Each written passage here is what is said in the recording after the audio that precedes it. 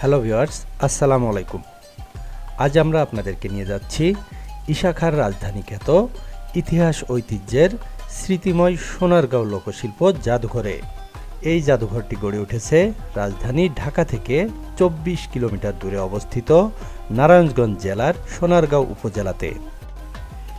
এই জাদুঘরটি পরিদর্শন করতে হলে আপনাকে ঢাকার গুলিস্তান থেকে বাস অথবা যে কোনো যোগে চলে আসতে হবে নারায়ণগঞ্জ জেলার মোগরাপাড়া বাস স্ট্যান্ডে। সেখান থেকে সিএনজি অথবা অটোরিকশা করে চলে আসতে পারেন বাংলাদেশ লোক ও কারুশিল্প জাদুঘর সোনারগাঁওয়ে।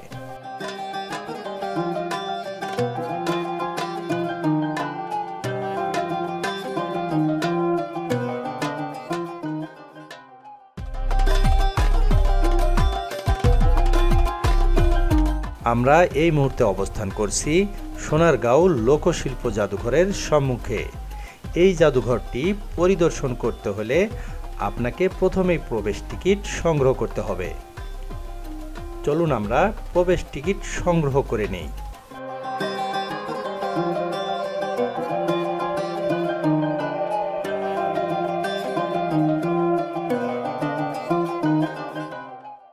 আমরা প্রবেশ টিকিট কেটে নিয়েছি। জনপ্রতি প্রবেশ মূল্য ৫০ টাকা। টিকিট কেটে ভিতরে প্রবেশ করলেই আপনার চোখে পড়বে অপরূপ প্রাচীন নিদর্শন বড় সর্দার বাড়ি। সর্দার বাড়ির অন্যতম বিশেষ আকর্ষণ হচ্ছে সূক্ষ্ম টেরাকোটা ও অসাধারণ কারুকার্য, যা বাড়িটির বাইরে থেকেই স্পষ্ট উপলব্ধি করা যায়।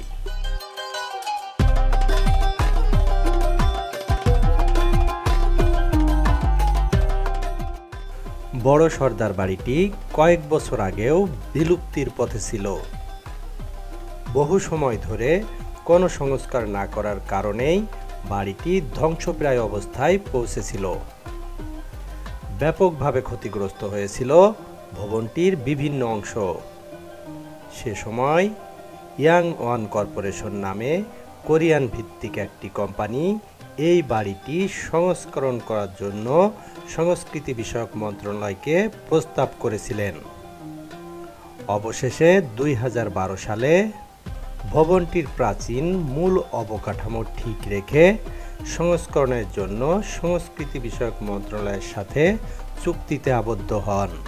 দীর্ঘ ৩ বছর ধরে প্রায় ২০ কোটি টাকা ব্যয়ে সংস্কার করে দর্শনার্থীদের জন্য খুলে দেওয়া হয়েছে।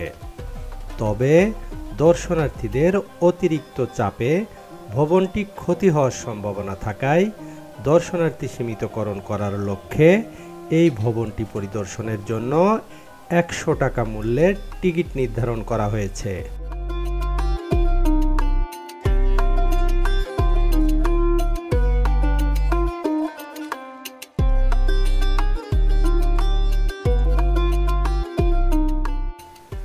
বাংলাদেশের লোকশিল্পের সংস্করণ, বিকাশ এবং সর্বসাধারণের মধ্যে লোকশিল্পের গৌরবময় দিক তুলে ধরার জন্য ১৯৭৫ সালে শিল্পাচার্য জয়নুল আবেদিনের উদ্যোগে বাংলাদেশ সরকার বিশাল এলাকা জুড়ে এই জাদুঘরটি প্রতিষ্ঠা করেন। সোনারগাঁয়ের এই বড় সর্দার বাড়ি প্রাচীন জমিদার প্রাসাদকে কেন্দ্র করেই এই জাদুঘর স্থাপন করা হয়। এখানে আরও রয়েছে একটি সমৃদ্ধ জাদুঘর, কারুপল্লী এবং বিশাল একটি লেক। চলুন প্রথমেই জাদুঘরটি ঘুরে আসা যাক।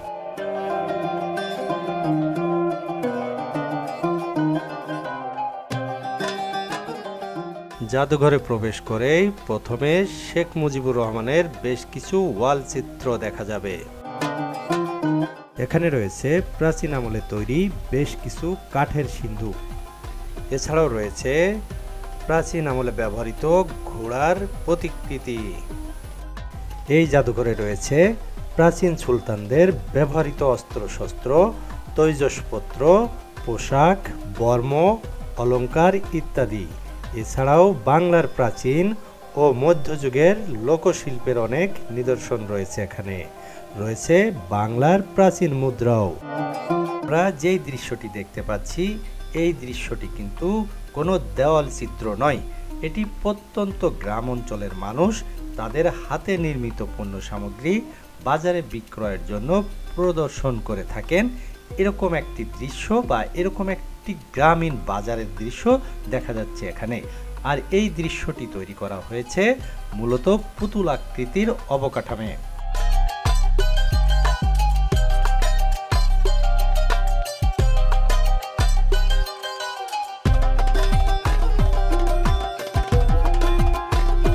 প্রাচীন আমলে ব্যবহার্য মানুষের নিত্য প্রয়োজনীয় পিতল, লোহা, মাটি, কাঠ, এছাড়াও এখানে রয়েছে প্রাচীন আমলে বিনোদনের জন্য বিভিন্ন প্রকার বাদ্যযন্ত্র।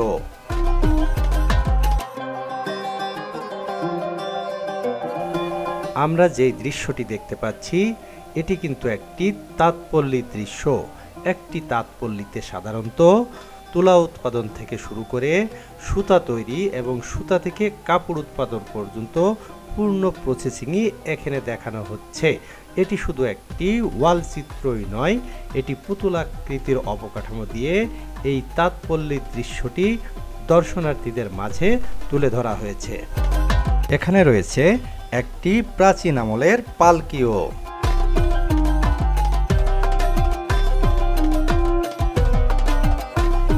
সোনারগাঁ জাদুঘর দেখার পর আমরা যাত্রা শুরু করেছি লেকপাড়ের উদ্দেশ্যে। সুন্দর এই ব্রিজটি পার হয়ে যেতে হবে লেকপাড়ে। আর এখানে যদি আপনারা কেউ পুতুল নাচ দেখতে চান সেটাও কিন্তু এখানে সম্ভব। আমরা চলে এসেছি লেকপাড়ে, আর এখানে কিন্তু রয়েছে একটি ফাস্টফুডের দোকান। আপনি চাইলে এখান থেকে ফাস্টফুড আইটেম কিনে খেতে পারবেন। আপনারা দেখতে পাচ্ছেন আজকের আবহাওয়াটা বেশ মেঘলা আর বৃষ্টি হচ্ছে, যার ফলে এখানে দর্শনার্থীও অনেক কম। আর বৃষ্টি হওয়ার কারণেই আমরা আজকে নৌকা ভ্রমণ করতে পারলাম না। এখানে গ্রামীণ পরিবেশে দুইটি ষাঁড় রাগান্বিত অবস্থায় রয়েছে এবং দূর থেকে বনে তিনটি বাঘ তাদেরকে লক্ষ্য করতেছে। বিষয়টা বেশ মজার। বৃষ্টির কারণে রাস্তাটা বেশ পিচ্ছিল, আর এই পিচ্ছিল হওয়ার কারণেই আমাদের ট্যুর পার্টনার মোটরসাইকেল ছাড়াই অ্যাক্সিডেন্ট করেছে। বিষয়টা দুঃখজনক হলেও আমাদেরকে বেশ আনন্দ দিয়েছে।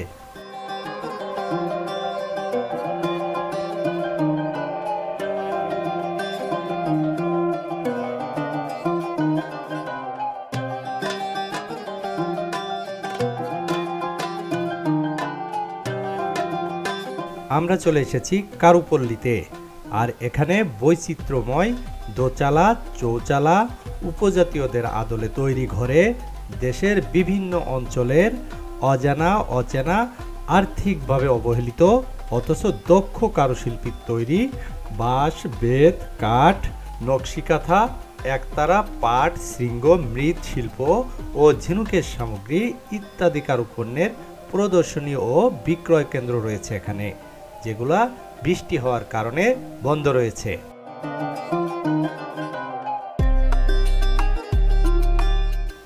যেতে যেতে কিছু দূর পর পরই পেয়ে যাবেন ফুচকা এবং চটপটির দোকান।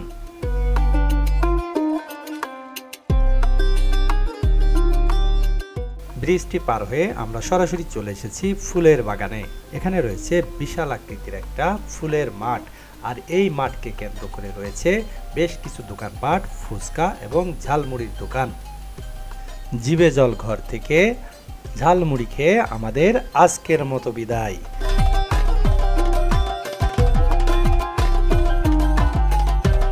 গেট পার হয়েই পেয়ে যাবেন মামার বাড়ি। চাইলে এখান থেকে দুপুরে লাঞ্চ করে নিতে পারেন। ভালো থাকবেন, সুস্থ থাকবেন। আল্লাহ হাফেজ।